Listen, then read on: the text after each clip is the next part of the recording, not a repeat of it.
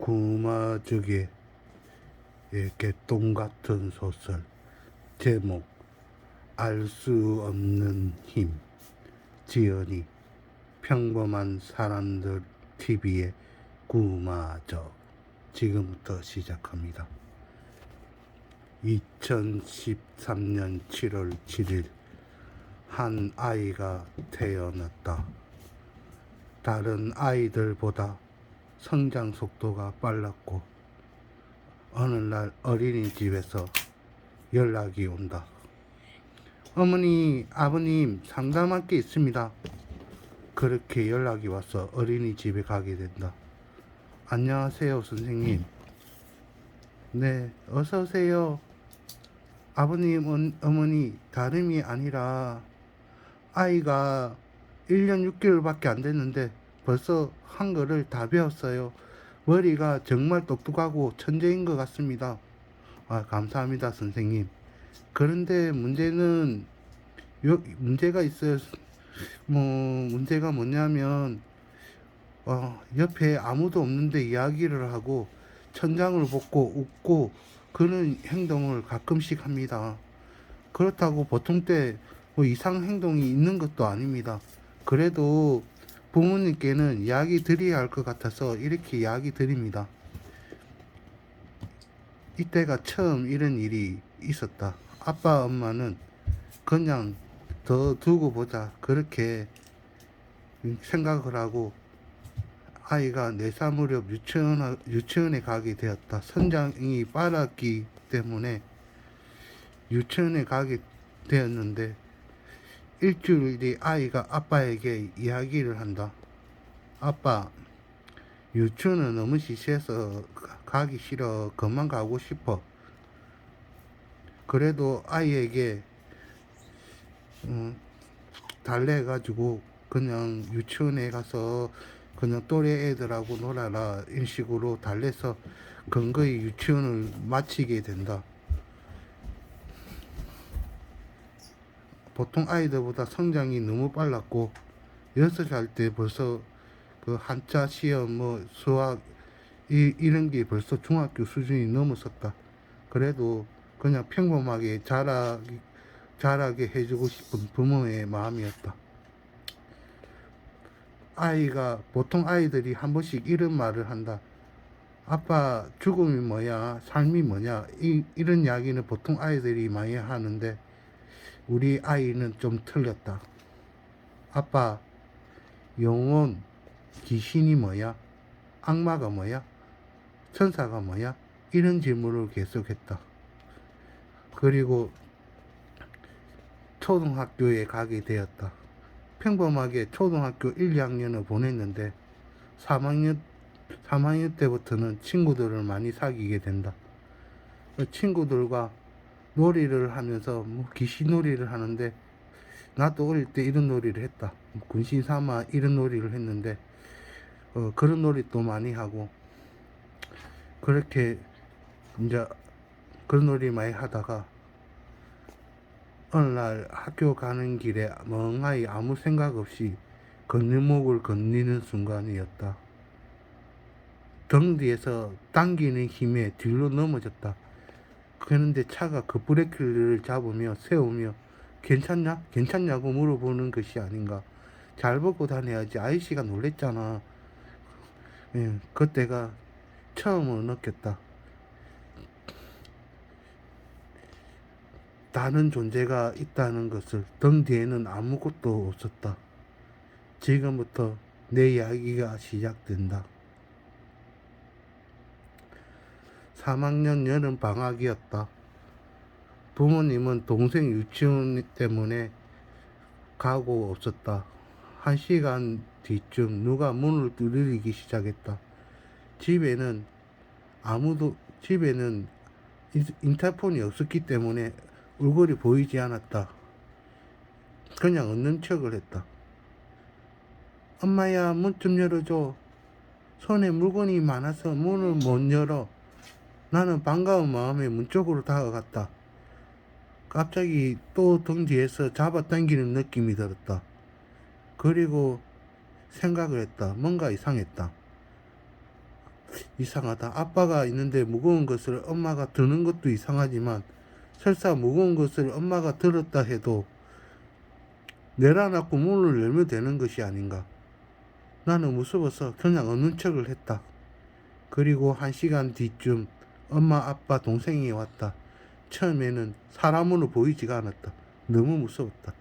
그런데 가만히 보니 엄마, 아빠, 동생이었다.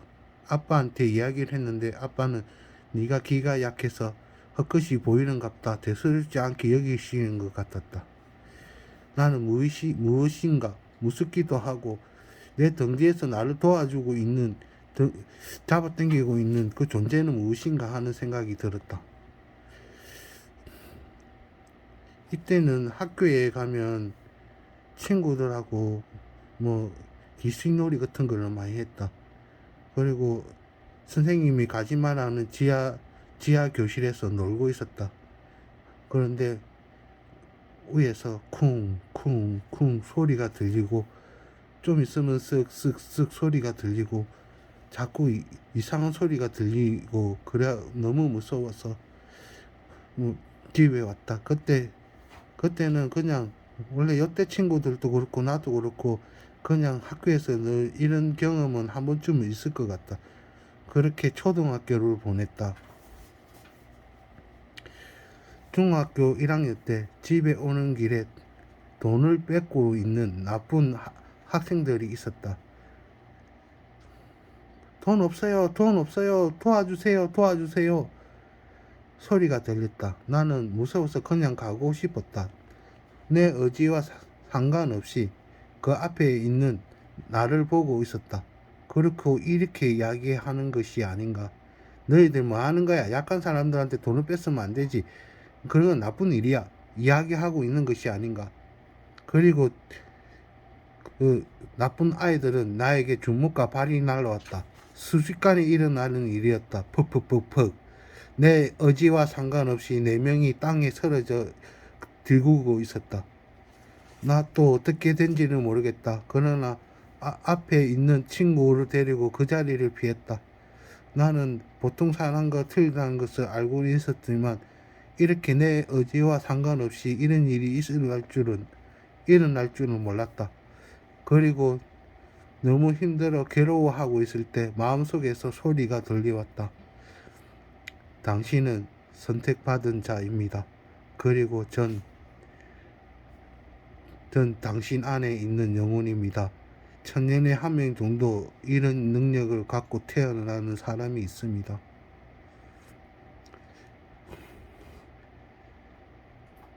그렇게 영혼과 둘도 없는 친구가 되었고 많은 이야기를 나누고 그리고 능력을 어떻게 쓰고 어떻게 해야 되는지를 배우기 시작했다. 2028년 나는 16살에 대학생이 되었다. 사실은 지금 또 대학원이 아니라 더 이상 또 갈 수 있었는데 그냥 부모님이 너무 걱정하셔서 요 정도로 대학을 가기로 해서 대학을 갔다. 요때 북한에서는 너무 힘이 들어가지고 할 수 없이 북한에서는 마지막 방법으로 한국에 서울 쪽으로 핵을 날렸다.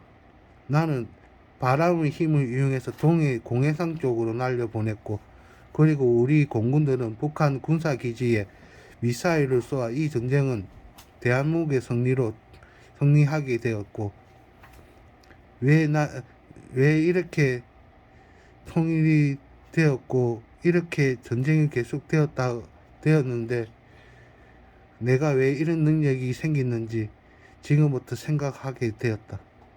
일본과 러시아, 중국 동시기 북한이 붕괴되고 한국을 잡으려고 한국과 전쟁을 하기 위해서 많은 전쟁을 준비를 하고 있었던 것이 아닌가. 나에게 이런 능력이 왜 생겼는지는 이제 알 수 있을 것 같았다. 내가 해야 될 일을 이제 찾았다. 나는 대한민국을 지켜야 되는 그런 사람이었던 것이다. 이때 일본은 자연재해가 심해서 우리나라의 땅을 넘보고 있었다. 마지막 방법은 우리나라를 차지하는 방법밖에 없었던 것이다. 옛날 임진왜란 때와 비슷한 상황이었다. 우리 대한민국을 선제 공격을 하려고 마음을 먹고 있었다. 그런데 화산과 서나미, 지진이 일어나 일본의 반 이상이 잠기고 말았다. 그리고 일본은 자연스럽게 대한민국의 식민지가 되었고, 문제는 중국과 러시아였다. 우리 대한민국은 만주와 간도 지역을 우리 영토라고 주장을 하였고, 중국과 러시아는 북한 땅의 절반을 달라고 하는 것이 아닌가. 우리는 핵폭탄도 있었다. 북한의 지하에 핵폭탄 30개 정도가 있었고, 그리고 우리는 군사력과 과학력이 많이 발달되어 있었기 때문에 승리를 당당하고 있었다. 그러나 전쟁이 무엇인가? 전쟁을 하면 서로가 피해를 볼 수밖에 없는 것이 아닌가? 나는 최소한 피해를 만들기 위해 백두산 천지 쪽으로 가 있었다. 20살 때였다. 비행기와 탱커 그리고 사람들, 장갑차 내려오는 것이 아닌가. 만주 지역과 간도 지역에서 그렇게 내려오고 있었다. 그리고 해상 쪽에도 항공모함과 군함들이 같이 동시다발로 한반도로 내려오고 있었다. 이때는 미국도 우리 편이 아니었다. 우리가 미국보다 패권 1, 2를 다투기 있었기 때문에 미국에서도 우리 대한민국을 견제를 많이 했다. 나는 바다와 만주 지역에 태풍을 일으켜 20일 동안 이어졌다. 그리고 중국과 러시아는 이런 일이 어떻게 일어날 수 있느냐고. 그러면 그 많은 군사들이 다 없어지고 말았고 일부만 살아 돌아갔다. 그리고 중국과 러시아는 만주와 간도 지역 그리고 더 밖에 약간의 지역까지 다 한국에 돌려주었다. 나는 이때 힘을 너무 많이 썼는지 나는 백색머리가 되었고 할아버지처럼 좀 이렇게 좀 늙었다. 나는 할아버지 손자입니다. 할아버지가 이야기했던 말은 처음에는 믿을 수가 없었습니다. 그러나 우리 할아버지 믿기에 나는 이렇게 글을 남깁니다. 제가 생각하기에는 할아버지는 당군의 전생이 아니었을까 그렇게 생각합니다. 소설을 마칩니다. 평범한 사람들 TV 구독 많이 부탁드립니다. 감사합니다.